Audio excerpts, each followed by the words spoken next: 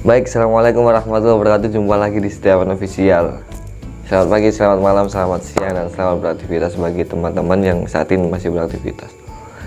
Lama kita tidak buat konten, lama kita tidak upload video gitu, karena kesibukan dan juga karena aktivitas yang mungkin kecapean atau apa, jadi kita tidak upload konten atau video. Di video kali ini kita akan membahas sesuai dengan thumbnail, hipnosis menggunakan jin. Banyak di luar sana orang yang menganggap bahwasanya hipnosis atau hipnotis, ya orang menyebutnya hipnotis, padahal ilmunya itu namanya hipnosis.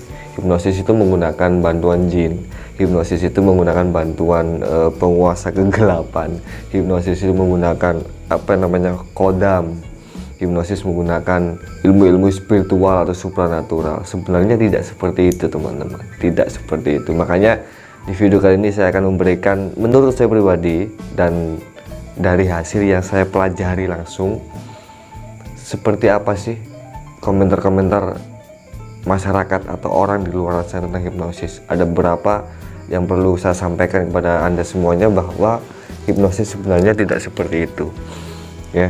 Jadi di video singkat ini saya akan jelaskan, karena banyak sekali yang masih menganggap hipnosis itu adalah hal yang menakutkan, hipnosis itu adalah hal yang tidak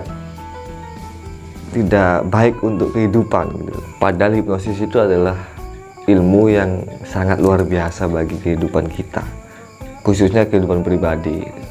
Yang sudah saya jelaskan di video-video sebelumnya, bahwasanya hipnosis itu biasanya kita gunakan untuk stage hipnosis atau hipnosis panggung, atau hipnosis untuk hiburan. Ada juga hipnosis yang digunakan untuk terapi atau penyembuhan yang namanya hipnoterapi. Ada juga hipnosis untuk selling, hipnoselling, ada hipnoparenting, ada hipnomotivasi, macam-macam. Ya. Tapi kalau teman-teman atau Anda semua mencari di kolom pencarian di YouTube dan teman-teman menuliskan kata kunci hipnotis, yang keluar adalah hipnotis yang menurut saya tidak sesuai dengan apa yang saya pelajari gitu ya. Kebetulan saya belajar di IBH, Indonesian Board of Hypnotherapist, jadi sebuah lembaga hipnoterapis terbesar di Asia gitu ya, IBH. Teman-teman bisa klik linknya, bisa di browsing IBH itu apa gitu ya. Yang pertama, langsung saja, banyak orang menganggap bahwasanya hipnosis itu menggunakan jin. Banyak sekali orang menganggap bahwasanya hipnosis itu menggunakan kodam atau menggunakan bantuan makhluk-makhluk gaib gitu ya.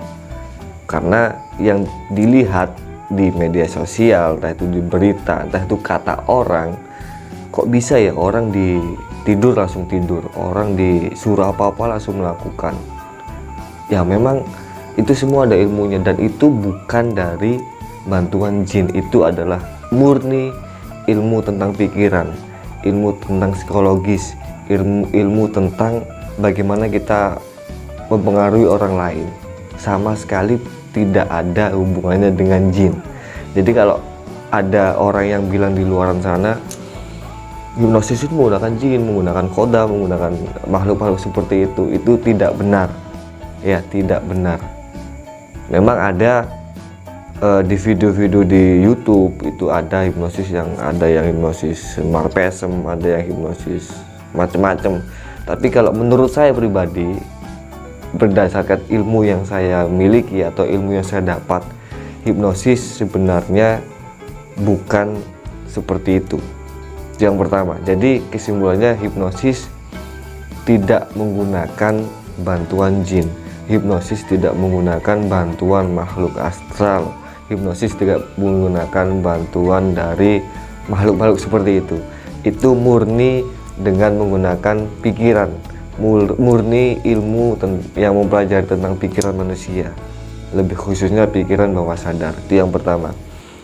Yang kedua, banyak yang mengatakan di luar sana bahwasanya hipnotis adalah ilmu yang bisa menguasai pikiran manusia, yang bisa menguasai diri manusia, yang bisa menguasai seseorang. Padahal hipnosis bukan seperti itu. Hipnosis bukan seperti itu. seseorang melakukan hipnosis, yang sudah sering saya katakan, seseorang melakukan hipnosis, entah itu hipnosis panggung, entah itu hipnosis dengan pengobatan atau terapi, itu minimal ada 3 syarat utamanya. Yang pertama adalah mau dulu, ada persetujuan, si subjek mau untuk dihipnosis, si klien mau untuk dihipnosis, atau sama-sama bersedia untuk dihipnosis. Memang meskipun tidak ada perkataan mau atau iya, tapi pada saat si subjek itu menuruti apa yang kita katakan, ya, itu sama saja ada persetujuan secara tidak langsung.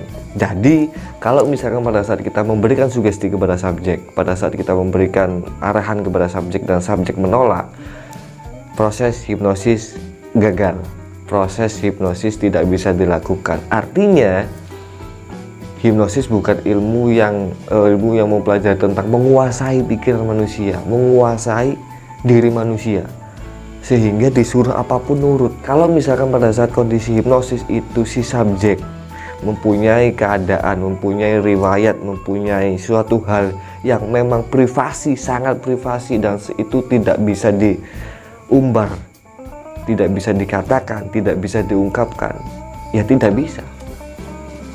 Jadi di dalam diri manusia itu ada yang namanya critical area. Critical area itu adalah yang melindungi pikiran bawah sadar. Apabila si subjek merasa pertanyaan dari seorang penghipnotis ini tidak bisa atau tidak perlu dijawab karena itu menyangkut mungkin agamanya, mungkin keyakinannya, mungkin ada masalah pribadi di dalam dirinya, intern, entah itu keluarganya, entah itu kepada anaknya, mungkin kepada pasangannya, itu tidak bisa dilakukan proses hipnosis karena menolak si subjek. Jadi hipnosis bukan ilmu yang mempelajari tentang menguasai pikiran manusia. Menguasai kan artinya seluruhnya kita kuasai, bukan.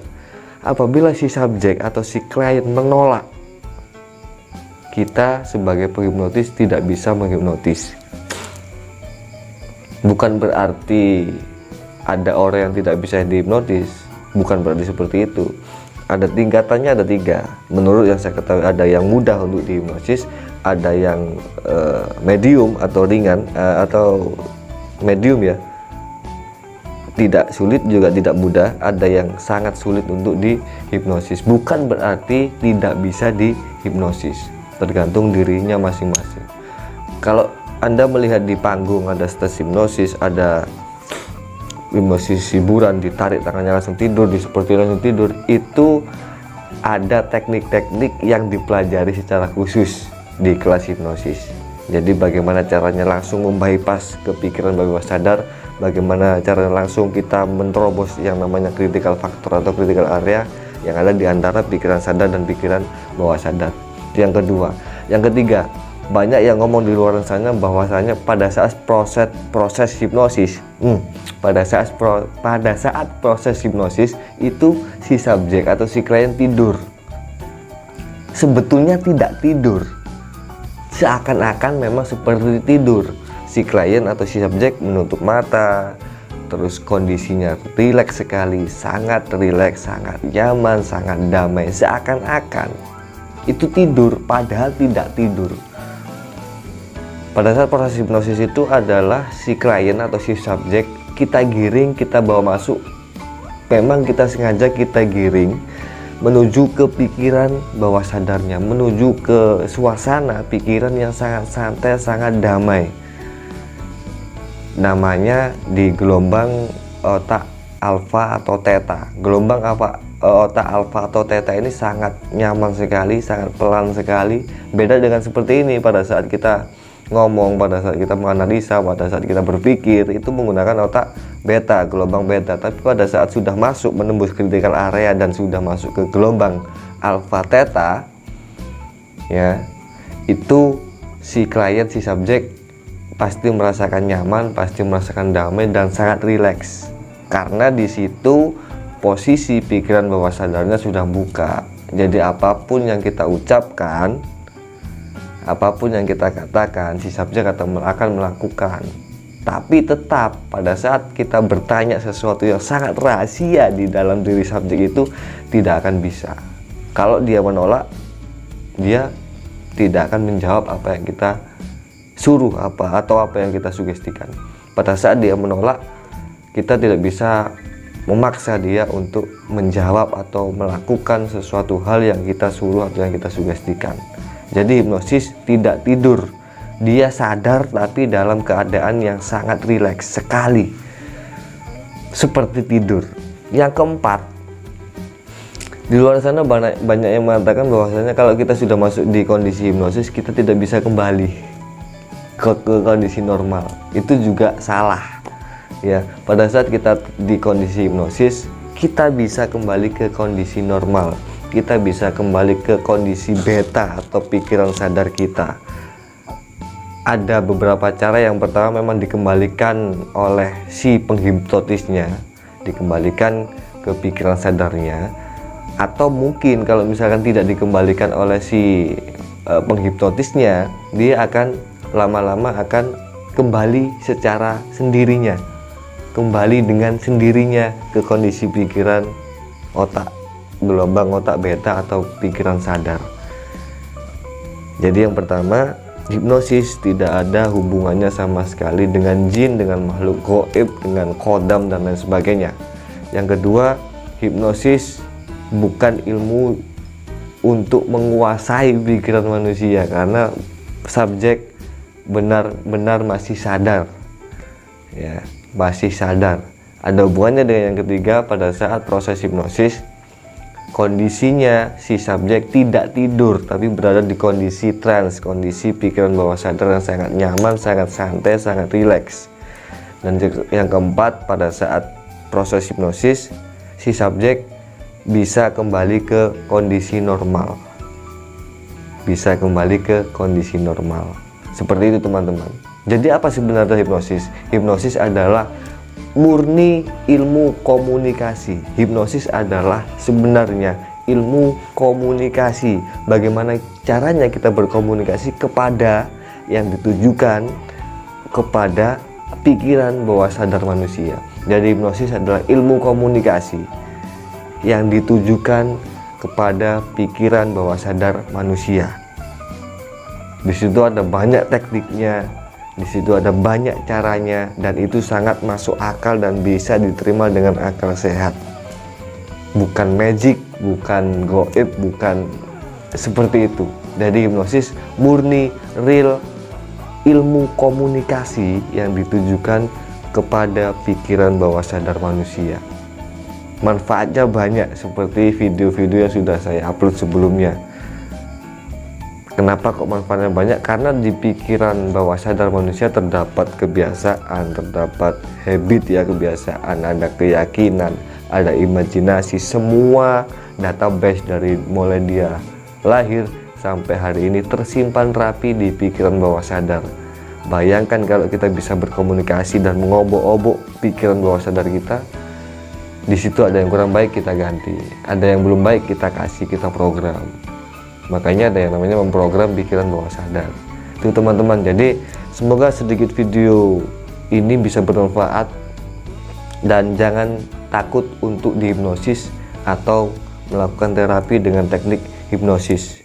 Bisa disebut hipnoterapi. Jangan takut dengan hipnosis, jangan takut dengan hipnoterapi, karena hipnoterapi murni menggunakan komunikasi yang ditujukan kepada pikiran bawah sadar, bukan ada bantuan yang lain-lain. Dan Anda yang pernah dihipnosis dan Anda yang ingin dihipnosis, pada saat proses hipnosis Anda berada di kondisi sadar sesadar-sadarnya, tapi dalam keadaan yang sangat rileks, santai, dan sangat nyaman. Seperti itu teman-teman. Semoga bermanfaat, dan sekian. Assalamualaikum warahmatullahi wabarakatuh.